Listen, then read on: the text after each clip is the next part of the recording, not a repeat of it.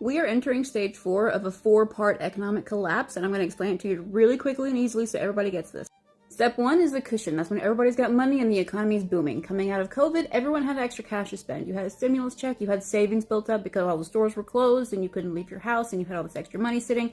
So coming out of COVID, we were sitting really pretty and the economy started booming. Step 2 is the bridge. That's when the savings runs out and everybody starts turning to credit to start covering all of their bills and expenses. And they've built up this lifestyle that they want to maintain, but now it's more expensive. So we start pulling out the credit cards more often and we start going into more debt. We start buying fancier cars like we wanted to, but we're having to pay more for them and now our bills are higher and our payments are higher and everything just costs more, but we still got credit and the economy looks great. Why would we worry about this?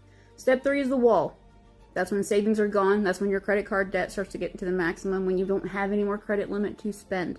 This is when everybody starts realizing that they have to start pawning stuff off, which we started seeing. This is when everybody starts shopping more economically. This is why we started seeing a higher increase in high-income families, in Walmart, in Dollar Tree even. This is when you start seeing people start pinching, because it's starting to hurt. Step 4 that we're entering right now is the reset. This is when inflation has gotten to a breaking point. This is when people just can't survive anymore. This is now because lower income and certain neighborhoods are starting to see higher rates of foreclosures. We're starting to see more businesses closing. We're starting to see everybody tightening down because they're trying to figure out how they're going to survive the recession. And this algorithm has played out multiple times in U.S. history. The 70s stagflation is the most similar to what we got going on right now.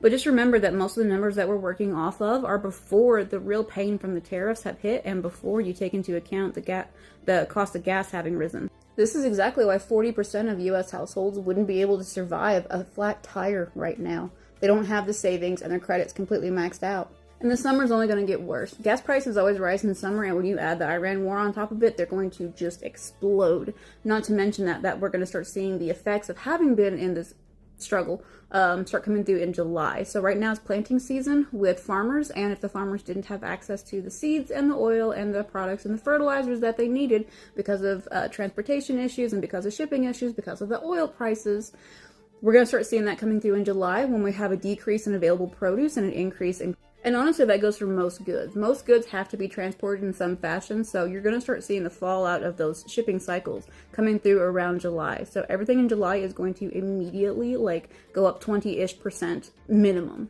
And the only real way to combat this or try to get through it is to go into survival mode. Don't do anything that you don't need to do to survive. Groceries, utilities, rent, that should be pretty much it.